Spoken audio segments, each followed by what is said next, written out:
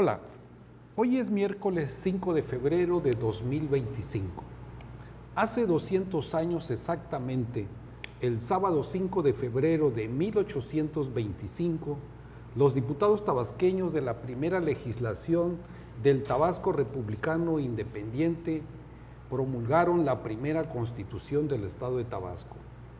Quedaba atrás, así, el largo periodo de casi 3 siglos de la colonia y, por supuesto, el cruento proceso de independencia iniciado por Miguel Hidalgo y los otros insurgentes en septiembre de 1810 y que concluyó Agustín de Iturbide con la entrada de su ejército trigarante en la Ciudad de México el 27 de septiembre de 1821 y la posterior firma al día siguiente, el 28 de septiembre, del Acta de Independencia que oficialmente avalaba la independencia del país. Un proceso de independencia que se vivió de distintas maneras en las distintas regiones o provincias del país. En particular, en Tabasco, se dice que dicha independencia nacional se proclamó días antes por un enviado del general Santa Anna. Sin embargo, ya sabemos que no nacimos directamente a una república, sino a un imperio, y que a la caída de este, en 1824, es que se cumple el sueño de la fundación de la república con distintos estados, entre ellos Tabasco, lo que llevaría precisamente a la promulgación de nuestra primera constitución estatal el sábado 5 de febrero de 1825. Pero para hablar de todo este proceso y de la relevancia profunda de esa primera constitución tabasqueña, tenemos en el programa 2 estudiosos de estos temas históricos, cada uno desde sus disciplinas. Por eso me da mucho gusto recibir y presentar a ustedes en primer lugar al licenciado en Derecho, abogado Sergio Antonio Reyes Ramos. Sergio, un distinguido abogado, expresidente del Colegio de Abogados de Tabasco y un gran líder de opinión. Sergio, bienvenido a este programa. Gracias. También nos distingue con su participación el historiador y maestro Héctor Valencia Reyes, actual titular y responsable del Archivo Histórico de la UJAT, con más de 30 años de ejercicio docente en la licenciatura en Historia en esta casa de estudios. Tiene diversas publicaciones y menciono a propósito del tema una de las más recientes, Haciendo Patria desde la Provincia, interpretaciones tabasqueñas sobre la independencia, la soberanía y el nacionalismo. Maestro Héctor Valencia, gracias por estar también en este programa. Gracias por la invitación. Bien, y bueno, para iniciar precisamente este programa, empecemos por la parte histórica. Maestro Héctor, ¿qué tanto participó la provincia de Tabasco en el proceso de la independencia? ¿Cómo era ese Tabasco colonial alrededor de 1810? Me refiero en cuanto a estratos sociales, cómo se administraba políticamente, había alguna clase ilustrada en Tabasco. ¿Quiénes eran los ilustrados? Por ejemplo, pienso en José Eduardo de Cárdenas y en José María Jiménez, que fue un insurrecto, pero que lo apaciguaron pronto. ¿Cómo estuvo ese proceso en Tabasco al inicio del siglo XIX? Bueno, al igual que toda la Nueva España, Tabasco va a vivir una transición política, una transición social y una transición económica entre 1810 y 1831 aproximadamente. Tabasco es un estado pequeño a nivel poblacional, el contexto de la naciente república, y en Tabasco no vamos a encontrar un grupo promotor que continuamente esté alimentando la idea de la independencia, que se vincule a los seguidores de Hidalgo, de Morelos, y que posteriormente vaya consolidando una posición política que le permita enarbolar todas las demandas que tienen los independentistas y al mismo tiempo ir construyendo un grupo social que posteriormente pudiera gobernar y administrar el Estado. Incluso solemos decir que sucede lo contrario, que en Tabasco los españoles que se encontraban aquí, los criollos que se encontraban en el campo de la administración pública y los pocos intelectuales que tenía Tabasco, como José Eduardo de Cárdenas, como Santa María, y algunas otras gentes con otros apellidos como los Ruiz de la Peña, se van a convertir entre 1810 y 1821 como antiindependentistas y van a reivindicar en ese sentido los intereses virreinales y van a reivindicar una posición política de adhesión al gobierno español. Y podríamos señalar una serie de hechos que tienen que ver con cómo paulatinamente aquí en Tabasco las élites locales estuvieron casi siempre en contra de la independencia y que los grupos adeptos a la independencia y que la van a promover van a ser muy pequeños. El doctor Enrique Canuda Sandoval, en un libro que tiene sobre el tema, los llama los infidentes tabasqueños. Y nos explica cómo fueron detenidos, cómo fueron enjuiciados, qué proponían, en qué sectores geográficos de Tabasco promovieron las ideas de la independencia, pero son grupos muy reducidos. Y también a la par hay que decir que Tabasco es un estado gobernado en cada región geográfica de lo que era la provincia de Tabasco, dentro de la Nueva España, por ciertas familias que van a constituirse en oligarquías agrarias vinculadas al comercio de materias primas o incluso a la producción del ganado.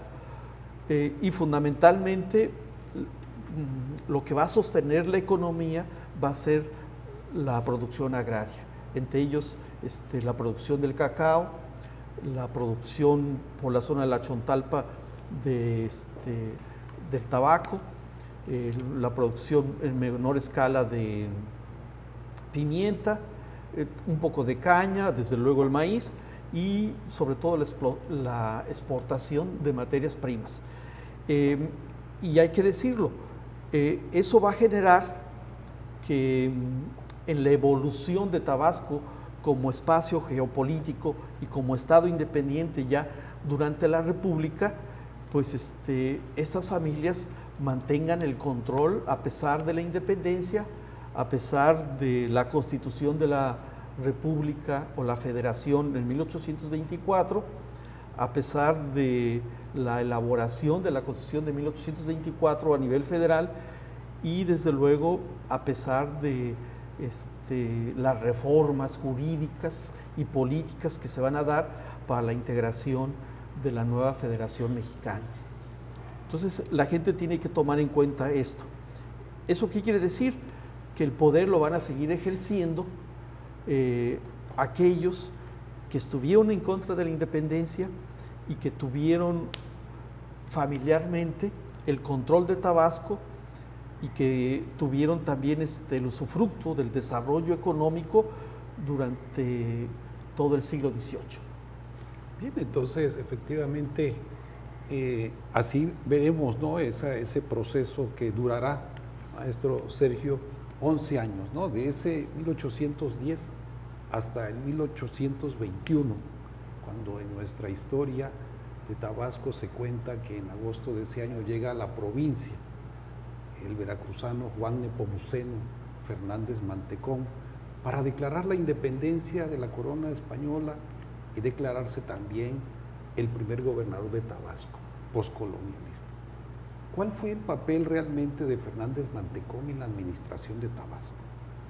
Bueno, a él le correspondió cumplir órdenes de tipo militar. Esa fue una cuestión meramente militar. Lo cierto es que la incipiente labor insurgente de Tabasco, como aquí me refiere Héctor, no estaba, vamos a decir, conectada con la del centro.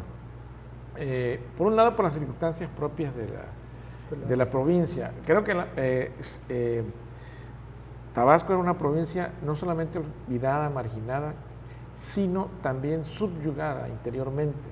Había una élite racial, económica, que controlaba todo y siguió controlando todo después de la independencia del país. Ellos siguieron y en el imperio pues también de algún modo se mantenían vigentes, ¿no? Creo que las ideas de libertad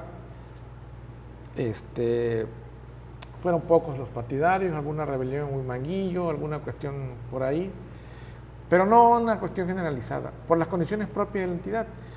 Habíamos escuchado en un evento anterior que no había educación, no, poca gente sabía leer, eran unos cuantos, ¿verdad? Clérigos, los más ricos, la oligarquía que mencionaba.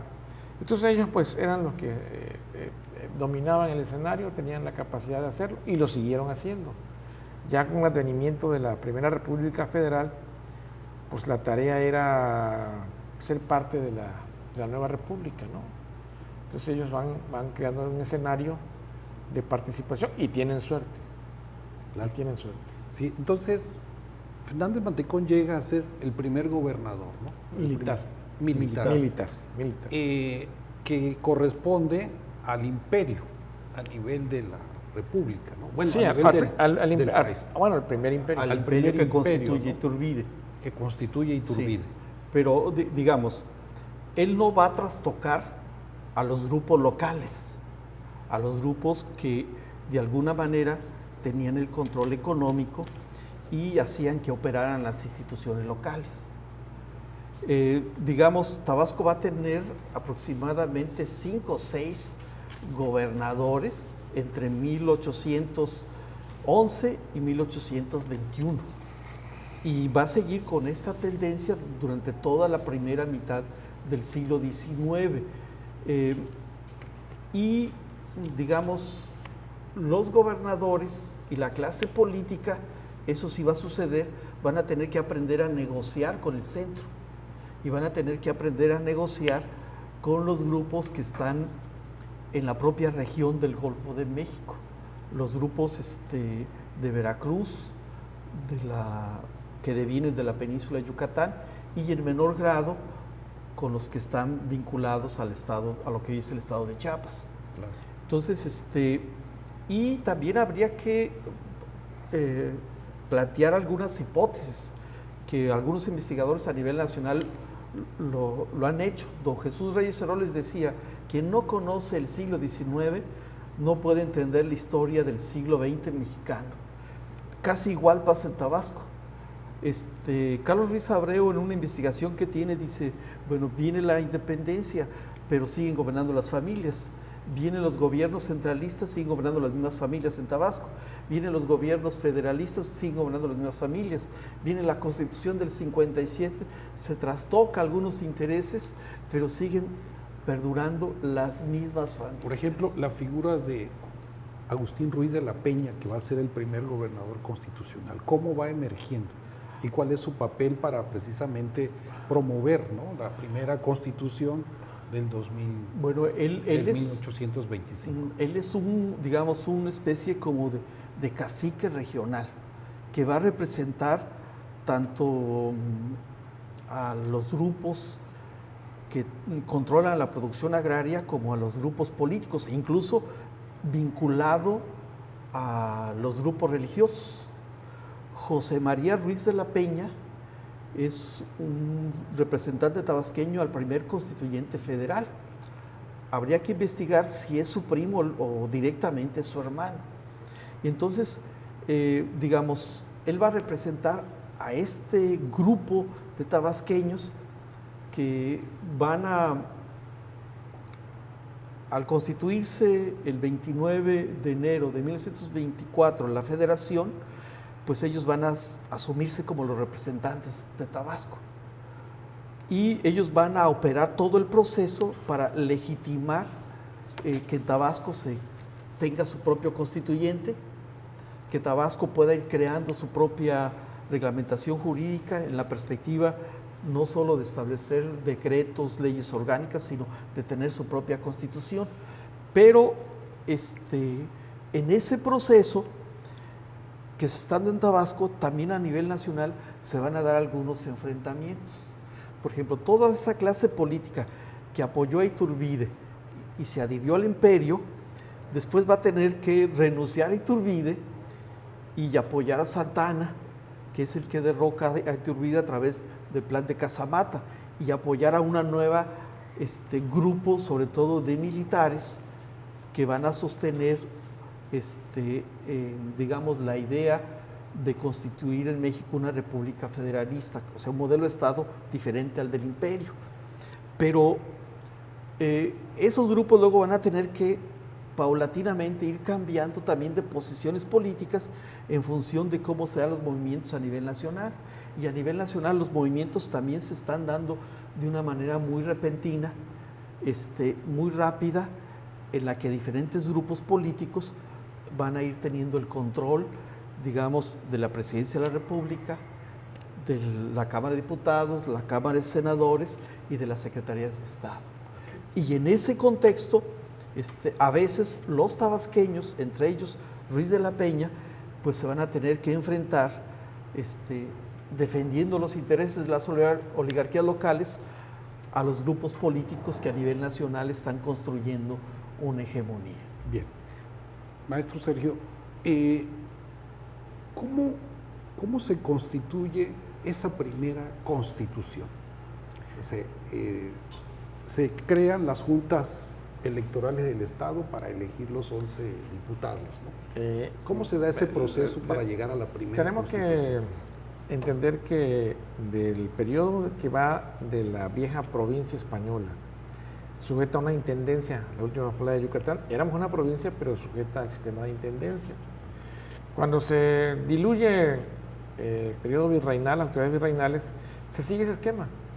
En las provincias se les convoca a traer unas diputaciones provinciales que van a la Ciudad de México y inclusive hay dos, porque una corresponde al imperio y otra corresponde a la República Federal o al intento. Y obviamente que los que son electos o mandados o enviados, pues eran los que tenían la capacidad económica y luces suficientes. Viene el proceso de la acta constitutiva de la Federación, creo que en enero del 24 y luego en octubre la primera Constitución Federal, y ahí se reconoce a Tabasco como Estado de la Federación, uno de los 19 estados. Uno de los 19 estados y 5 territorios. Y bueno, ya somos un Estado. Bueno, formalmente sí, pero materialmente no. Porque para que un Estado exista, pues tiene que tener población, territorio, gobierno y sistema jurídico propio. Obviamente que eso lo entendía la élite gobernante, pero la mayoría de la población ni idea, ¿no? Ese periodo de transición política sí genera una cuestión meramente política, pero social y económicamente no pasa. Sigue siendo una estructura feudal hasta el siglo XIX prácticamente. Y vamos a observar la conducta camaleónica hasta hoy, o sea, eso no va a variar, de la clase política. Ellos se adaptan a cualquier sistema, además yo creo que siguen reglamentariamente ya un orden, ¿no? A veces están en contra, a veces financian los movimientos, los patrocinan y luego se convierten también en parte de los nuevos gobiernos, las nuevas tendencias. Es un modelo recurrente. Y segundo, pues vamos a decirlo así, que el centro no tiene mucho interés en Tabasco, porque aquí no hay, como los españoles, ¿no? Aquí no hay minas, tiene un interés marginal, y entonces confían a las élites locales, a las nuevas estructuras locales, o a las estructuras neorepublicanas, el control del Estado. Y seguimos, ¿no? De tal modo que ciertamente somos parte de una federación que nace del centro a la periferia, no como en Estados Unidos, que fue a la inversa, de la periferia al centro. Retoma parte del modelo español, parte del sistema norteamericano, pero para el caso Tabasco no cambian las circunstancias. Y un dato, nunca hay prácticamente la abolición de la esclavitud. Vamos a detenernos en este punto. Estamos en el programa Nuestra Memoria Histórica, dedicado a los 200 años de la primera constitución política de Tabasco. Regresamos, vamos a unos promocionales.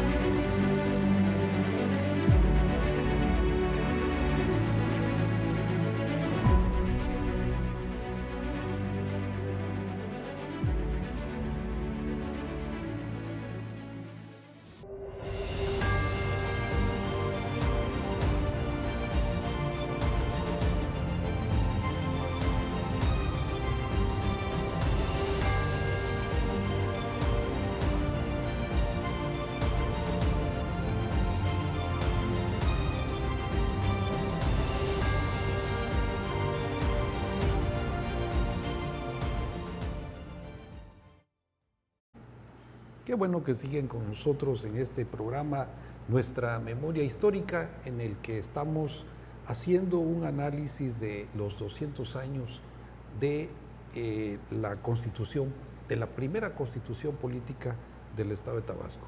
Estimado maestro Héctor, ¿cómo se integró ese Congreso Constituyente que daría vida a esa primera constitución? Bueno, el 7 de febrero de 1824, el Congreso Federal ordena que en Tabasco se integre su primer Congreso Constituyente. Y en mayo de ese mismo año se realizan elecciones para integrar dicho Congreso y son electos, entre otros, aquí tengo los nombres: Santiago Duque de Estrada, el presbítero Manuel Ayala, Fernando María de los Hoyos, Juan Dionisio Marcín, Nicanor Hernández, Juan Esteban Campos, Domingo Giorgana, Juan Mariano de Sala, Agustín Mazo, Rudecindo María Hernández y Manuel Antonio Ballesteros. El Congreso se instaló formalmente el 3 de mayo de 1824 y la mesa directiva estuvo integrada por Fernando María de los Hoyos como presidente y Juan Esteban Campos y Nicanor Hernández Bayona.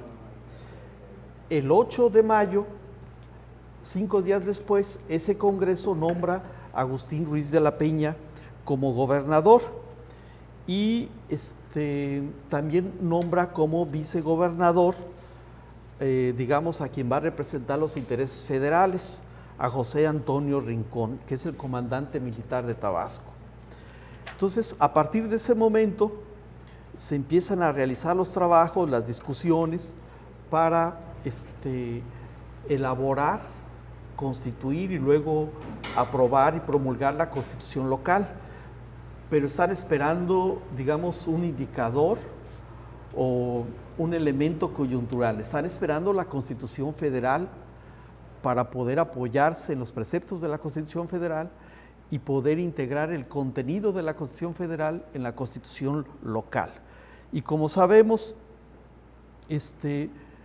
esta Constitución pues se va a aprobar hasta octubre del 24. ¿Y qué va a pasar mientras tanto en Tabasco? Pues el comandante militar Rincón y Agustín Ruiz de la Peña van a empezar a tener fricciones y ambos grupos se van a empezar a enfrentar, a tal grado que el enfrentamiento se da en julio, agosto y septiembre y termina con el desplazamiento de Agustín Ruiz de la Peña del poder ejecutivo en Tabasco como gobernador. Y aquí sucede que los adeptos a Ruiz de la Peña empiezan a hostigar y enfrentar también a quien quedó en su lugar, que es José Antonio Rincón. Entonces, el proceso de discusión y aprobación de la Constitución local va a estar inmerso en esta querella, en esta confrontación entre la posición política de las élites y oligarquías locales y la posición política de la federación representada por José Antonio Rincón.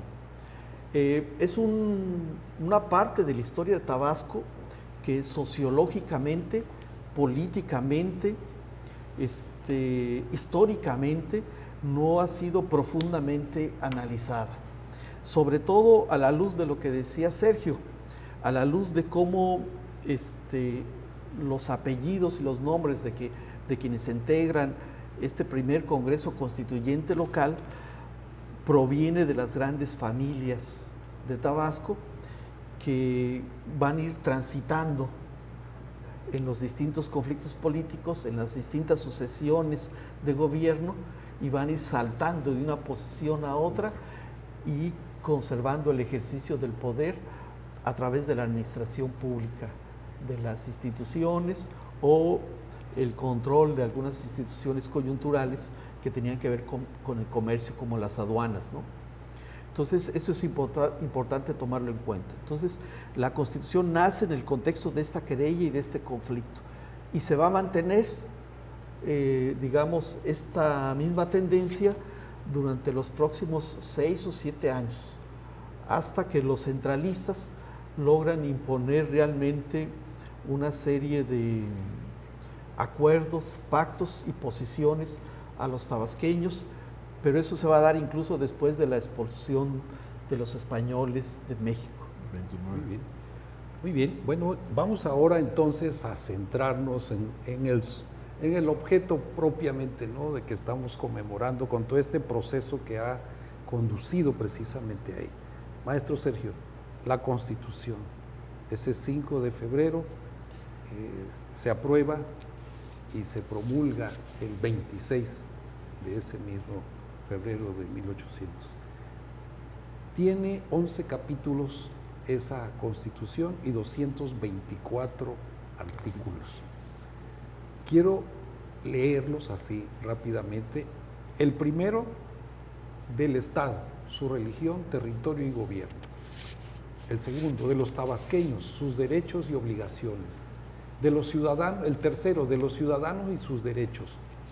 El cuarto, de las juntas electorales. El quinto, del poder legislativo. El sexto, del poder ejecutivo.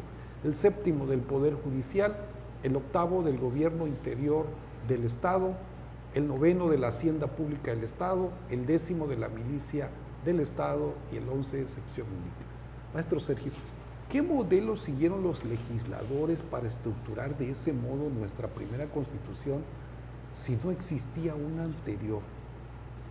¿Y qué nos dice de los dos primeros apartados, que hablan precisamente del Estado, su religión, territorio y gobierno, y de los tabasqueños y su derecho, que tenía que ver con la identidad, ¿no?, el ser tabasqueño? Bueno, miren, indudablemente que los constituyentes, como el constituyente federal, siguieron el modelo de la Constitución de Cádiz, retomando... La Constitución de Cádiz.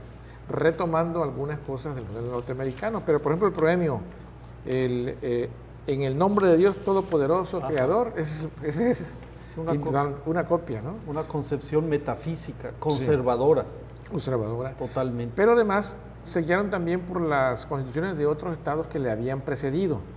El primer estado que publica su constitución después de la federal es Jalisco. El primero. El primero. Y el último es el Estado de México en 1827. Entonces Tabasco anda por el tercer, cuarto lugar por ahí, ¿no? Sí. Entonces ellos copian un modelo. Recordemos que estamos hablando de que era una élite, eran pocos. Es decir, si se habla de elecciones, no vamos a pensar como las que hay ahora. Votaban los que sabían leer o los que tenían propiedades, ya. Entonces, pues eran poquitos. Y por eso el Congreso local está integrado por españoles o hijos de españoles, no hay otra. Los apellidos son evidentemente, inclusive después de la expulsión de los españoles del territorio nacional en 1829, sigue habiendo españoles en Tabasco en posiciones de gobierno y de representación. Parece que aquí esa ley no surtió efecto, ¿no? Entonces, ellos siguen un modelo y por eso en seguimiento o en respuesta o en efecto de esos intereses, por ejemplo, para lo que sí se ingenian es para conservar la esclavitud, porque la esclavitud implicaba el derecho a la propiedad de personas. En documentos de la época se denominaban los esclavos costales de hueso, esa era su denominación oficial, ¿no? Entonces, ahora, los esclavos pertenecían a quiénes? A sus propietarios. Sí. Era un mueble, un artículo, un objeto más. Entonces, hay escrituras, inclusive públicas, en la biblioteca José María Pino Suárez, donde se consignan esas disposiciones, herencias, actas ventas, notariales. Sí, actas donde notariales. se menciona que sí, tal persona pertenece. Que hereda o vende o transfiere, ¿no? Y vamos a ver la curiosa... Aunque en la Constitución de Cádiz se abolía la esclavitud, ¿o no? No. También prevalecía. Sí, allá tenían un modelo también proteccionista, ¿no? Sí. También proteccionista. Inclusive nuestra Constitución Federal se abolió con el decreto de diciembre de Hidalgo, pero... Sí, pero fue declarativa. Fue declarativa. Nuestra primera Constitución Federal no toca eso mismo en cuanto a la esclavitud, no la menciona. En la primera Constitución nuestra del Estado, nuestros legisladores se ingeniaron una fórmula para perpetuarla. Y ahí va, dice. A ver. El artículo 3. El Estado está obligado a conservar y proteger por leyes sabias y justas la libertad, igualdad, propiedad y seguridad de todos sus individuos. Por lo mismo, prohíbe la introducción de esclavos en su territorio y declara libres a los hijos que nacieren de los que actualmente existen en él. Es decir, no permitía la entrada de más esclavos, pero conservaba como esclavos a los que estaban. Salvo y los declaraba libres a los hijos. A los que nacieron. Pero esa generación continuó. Y si tomamos en cuenta que esta Constitución y las posteriores, prácticamente hasta el 57, se guiaron por esta, fueron reformas o adiciones, pues el modelo siguió, el esclavismo siguió, no se destruyó, se perpetuó en el estado de Tabasco, ¿no? Ya con la Constitución Federal del 57, cuando se declara la libertad del trabajo, pues nosotros pensamos, como reflexionando, ya se acabó la esclavitud. No, porque para eso se expide una ley, un reglamento del contrato colonial o de la colonización, que lo expide precisamente el coronel Gregorio Méndez como gobernador, y en él se renova la institución y a los esclavos se les llama mozos o peones. Y entonces vamos a tener que ese modelo se sigue prácticamente hasta 1919, cuando otra constitución declara la abolición de las deudas. Pero el perfil de la Constitución, la estructura, obedece pues a la de Cádiz, sigue a la Constitución Federal y toma de otros estados algunas partes. Sí. ¿no? Ahora, en el aspecto del contenido, reivindica, eso sí, los postulados básicos de la Declaración Universal de los Derechos del Hombre, que también están reivindicados en la Constitución Federal de 1824. Y en términos ideológicos, jurídicos y discursivos, desde luego que son constituciones que engendran o suponen o proponen un cambio de sistema político, un cambio estructural, etc. El problema es su aplicación. Y el problema es que van a ser constituciones que se van a hacer dentro de la cultura jurídica que se tenía dentro de la misma Nueva España, que era esa de háganse las leyes pero no se cumplan. Entonces, ese va a ser una tendencia, una variable que van a experimentar en México casi todas las constituciones, hasta la Constitución actual. Es decir, están ahí como un formato jurídico, como, digamos, un elemento hecho para regular nuestra convivencia, para regular las relaciones sociales, para establecer deberes y derechos, etc.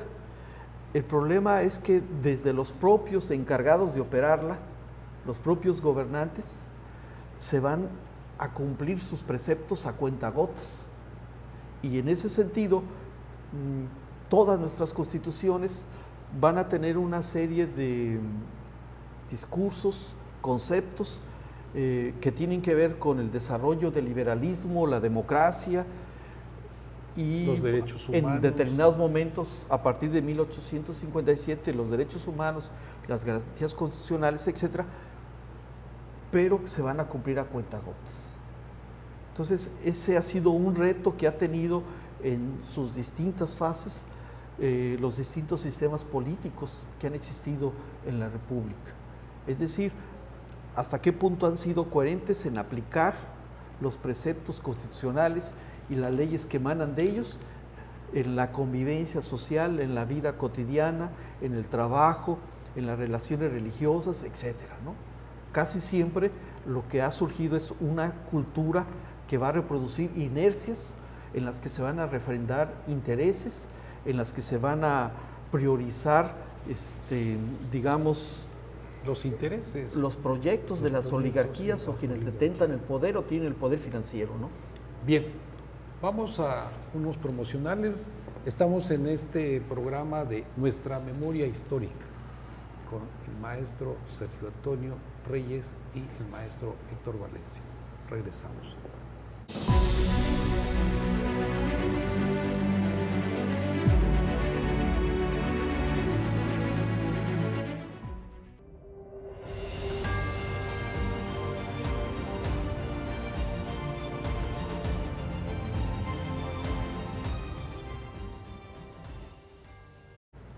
Qué bien que siguen con nosotros en este programa donde estamos hablando, abordando, desglosando los elementos constitutivos de la Constitución política, la primera del gobierno del Estado de Tabasco del 5 de febrero de 1825. Maestro Sergio, esto de que los elementos de una Constitución en general que plantean un presente y un futuro de construir una sociedad noble, equitativa, pero siempre habrá un factor, un elemento. ¿Por qué sucede eso? Bueno, dogmáticamente sabemos por doctrina que toda constitución para hacerlo necesita dos partes, la dogmática y la orgánica, la que se refiere a los derechos del ciudadano gobernado y la que se refiere al funcionamiento del Estado. Esta Constitución del 25 sí contiene esos dispositivos, pero sin embargo vamos a notar, aunque se declara republicano, porque eso es una singularidad también, esta Constitución se declara republicano. Mucha gente confunde el término república con Estado, son cosas diferentes. El gobierno republicano es el que se elige, los poderes públicos se eligen, y el Estado es el que es una organización política que tiene población, territorio, leyes propias, una organización, una estructura social y política, ¿no? Entonces, por ejemplo, en el caso de esta Constitución hay que resaltar que ya había pasado, ya era de conocimiento de todos la soberanía, el concepto de soberanía popular. Sin embargo, aquí declaran en el decreto número 20, que es el que emite esta, en el nombre de Dios Todopoderoso, Creador y Conservador de la sociedad. O sea, no se remiten a la soberanía popular, se remiten al concepto de Dios, ¿no? Pero nosotros decimos, bueno, ¿qué modelo siguieron? ¿O qué podemos distinguir allí? Bueno, la República Federal marca lineamientos, la Constitución Federal marca lineamientos. Claro. Pero obviamente, como en cualquier modelo federal racional, los estados pueden ir más allá. No pueden ir en contra, pero pueden ir más allá. En el caso de Tabasco, se fueron más allá, pero en sentido negativo, en el caso de la esclavitud, porque llegaron a favorecerla prácticamente, ¿no? Y en el caso de la República, pues la declararon, pero si vemos el modelo de elección, era un modelo de sufragio indirecto. Es decir, pocos podían votar, ¿no? Entonces realmente creo que podemos considerar que esa Constitución llevaba un modelo a perpetuar el dominio de la clase política gobernante, a favorecerlo y a no soltar, porque en ese periodo de inicial y los 300 años de esclavitud y la primera parte de la República en Tabasco, pues el sistema educativo no existía. Exactamente, esa era la otra cuestión. ¿Esa Constitución planteaba algún elemento sobre la educación? Pues lo vemos, ¿no? Hay una cuestión declarativa, no hay una instrucción específica, porque además era una realidad. Por ejemplo, yo me pregunto, ¿esta Constitución la publicaron? Pues no, yo creo que fue el modelo español, ¿no? Por bando solemne. No, y la prueba... Menciona que en esta portada dice que la imprenta que se impresó en Campeche. Ya había una imprenta aquí en Tabasco. Sí, ya había una imprenta. Pero sin embargo lo mandan a imprimir en Campeche y la juran, porque ese es el modelo. Como no se podía publicar así el modelo que nosotros sabemos, entonces en las poblaciones con tambor y un heraldo se daba lectura, ya se publicó y esto y el otro, y se cumplía esa formalidad. En la Plaza Mayor. En la Plaza Mayor. Y así se juró en Tabasco, en Villahermosa, el domingo 27 de febrero de 1825. Entonces, con una misa. Hubo un Te Deum, sí, antes. Con una misa, sí, porque dentro de ella, quienes ideológicamente van a estar, digamos, moviendo los hilos del control administrativo y político del Estado, van a ser los sacerdotes. Sacerdotes católicos. Católicos. Porque en el artículo 4, el Estado se obligaba a conservar, proteger y hacer respetar la religión católica, apostólica, romana, y prohíbe el ejercicio de cualquier otra. Esto era en seguimiento del dispositivo federal, ¿sí? Pero bien pudieron ellos ingeniárselas como se ingeniaron. ¿Alguno de los diputados era clérigo o sacerdote? Mira, entre los clérigos había los tradicionalistas y había los masones. Uno de los clérigos que fue a representarnos al Pucho Infante era masón. Era masón. Sí. O sea, pero yo no creo que la cuestión vaya a una cuestión ideológica en ese sentido. Iba a una cuestión económica, racial. Porque los que controlaban la economía pues eran los españoles, Claro. las familias españolas. Entonces yo creo que ahí se reducía, más que una cuestión ideológica de que si masonería o esto, no creo que haya sido el caso. La figura del indígena aparece en la Constitución. No, No, No aparece, o No, sea, la no. palabra indígena. no. no aparece. No hay esa... Estamos hablando que tampoco en la Constitución Federal aparece. O sea, no aparece. Pero vayamos, si se hubiera cumplido lo que está aquí escrito, pues el Estado hubiera avanzado. Sin embargo, muchas de las cosas fueron letra muerta, totalmente, ¿no? Muchas, y inclusive las leyes españolas siguieron vigentes en el Estado, ¿no? Porque las leyes civiles, el fuero juzgo, las 7 partidas, se siguieron aplicando en Tabasco muchas décadas, hasta muchas décadas después. Es decir, por eso me refería yo, hubo una transición política, sí, pero la transición económica, social y cultural, no. Y además apenas se sentían las familias de españoles de Jalpa, de Cunduacán, de Nacajuca, de San Juan Bautista, tocadas en sus intereses por alguna disposición federal, se reunían y elaboraban sus escritos jurídicos y sus manifiestos y convocaban a los tabasqueños a oponerse al pago de X o Y impuesto o a respetar o realizar cualquier disposición federal. Por eso yo suelo decir que hasta la expulsión de los españoles se va a trastocar ese poder que las familias españolas y los criollos que eran operadores de ellas tenían desde finales del siglo XVIII hasta 1827. Y en ese proceso ellos van a descubrir que necesitan formar a sus hijos y que necesitan formar a sus propios administradores públicos y que para poder seguir desarrollando sobre todo las relaciones comerciales necesitaban gente que supiera leer y escribir. Por eso Agustín Ruiz de la Peña es considerado como el padre o el impulsador del primer sistema educativo tabasqueño. Okay. Entonces, pero eso se va a empezar a concretar después de 1829. Entonces, por ejemplo, en el apartado 7, que habla de los lineamientos para el gobierno interior del Estado, ahí proponía la creación de algún organismo, de alguna institución. Bueno, dice que el apartado 7 de esa Constitución. Bueno, crea los departamentos. ¿Qué artículo mencionas? Es el apartado 7, que dice que es de los 11, que habla del gobierno interior del Estado. Sí, esa Constitución crea los departamentos, policía, crea el departamento de la capital, el de la sierra y el de la Chontalpa.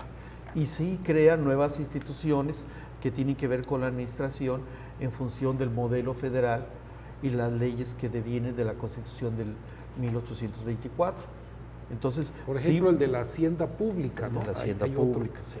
Crea un sistema ya de recaudación. Sí, pero apegado a las disposiciones federales. Y a nivel interno,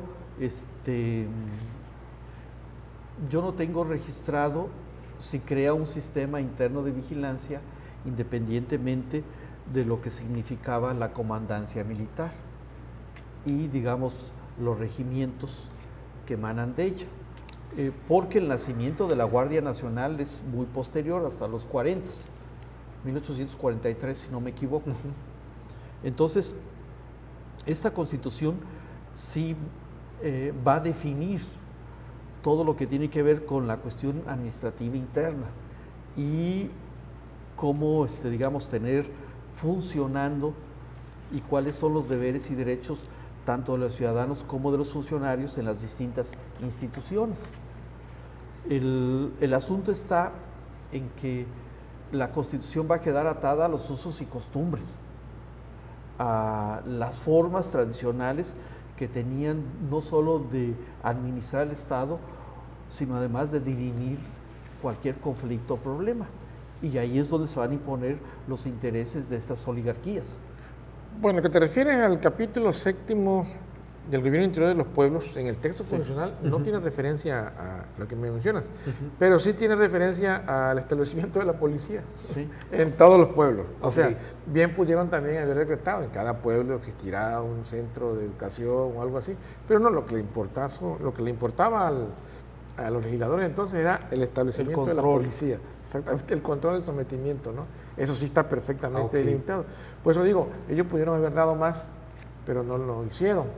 La importancia de conocer la trascendencia de esta primera Constitución, de revisarla, de ver qué es su contenido, es porque en la medida que nosotros conozcamos su vigencia, la efectividad que tuvo, cuándo fue letra muerta, pues nos va a permitir no cometer los mismos errores ahora, ¿no? No, y también hacerle un reconocimiento a esos tabasqueños que ideológicamente o por los intereses económicos y políticos contribuyeron a ir sentando las bases de un sistema jurídico local y que de alguna manera, al ser ellos los primeros, también nos permite ir pensando cómo va a ir evolucionando a través del tiempo. Y eso es importante porque entonces vamos a empezar a tener conciencia de cómo en Tabasco se van a ir elaborando las leyes, en Tabasco cómo se van a ir creando las instituciones y cómo de alguna forma también se van a ir creando los órganos encargados de aplicarlas o de vigilar su cumplimiento. Y eso tiene que ver con la convivencia ciudadana. Por eso es importante decirle a los ciudadanos que estas fechas no se pueden olvidar y no podemos tampoco en una especie de amnesia histórica o de ignorancia no recordarlas.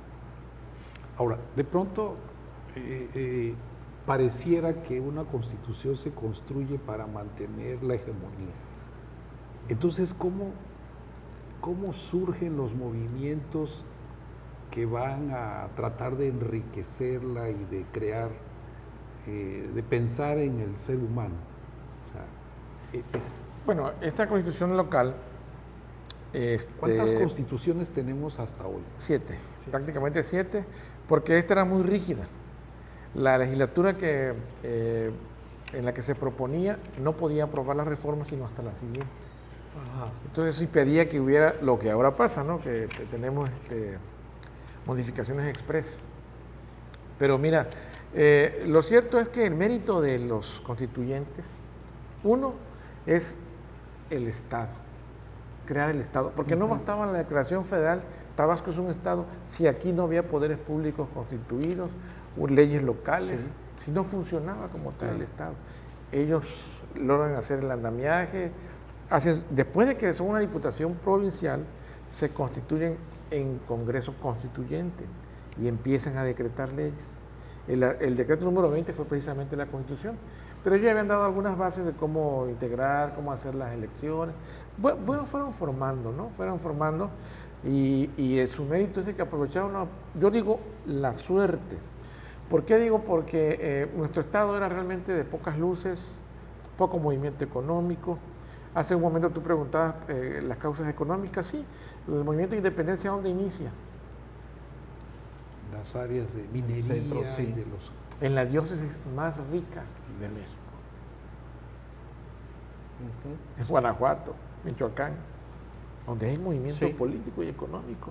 Entonces, en el caso de Tabasco, pues estábamos alejados. Y además, teníamos, y este es un error que tenemos que reconocerlo, nuestros legisladores, un error fundamental, no precisan los límites del Estado. Ajá. Entonces, ¿qué vamos a padecer? Que, por ejemplo, San Juan Bautista llegó a ejercer jurisdicción hasta más allá de Ciudad del Carmen, buena parte del Petén, e inclusive de Lacandón, del desierto de Lacandón. Eran terrenos desiertos, les decían, o inhóspitos, porque no estaban sujetos a ninguna jurisdicción, más que el que la podía ejercer, ¿no? Y en el caso nuestro, pues Yucatán quería ejercer hasta hasta lo que ahora es Campeche. Por eso ellos favorecen Sí. que Tabasco sea un estado de la federación. Sí, vas a ser estado, pero te vamos a limitar. Y nuestros legisladores cometen ese error y eso nos ha llevado a una pérdida constante de tierras con Chiapas y con Campeche. Eso es una cuestión, una tendencia que tenemos, yo no diría irreversible, pero sí constante, ¿no?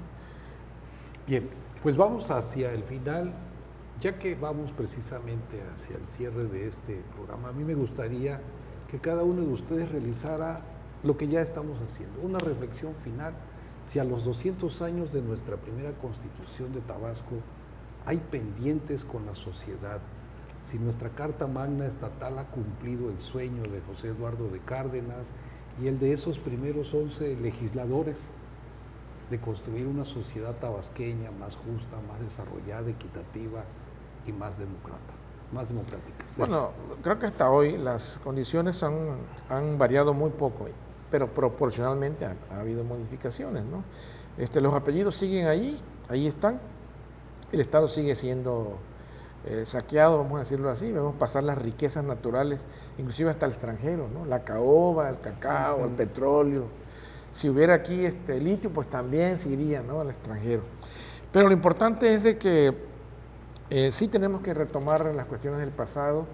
Ya no lo podemos cambiar, pero podemos ir avanzando y retomar lo bueno, los ejemplos que hubo y darle viabilidad al proyecto que como tabasqueño tenemos derecho. Perfecto. Sí, Héctor.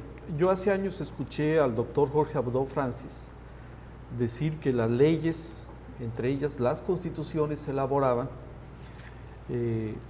incluyendo las necesidades de los ciudadanos, integrando las demandas de los ciudadanos.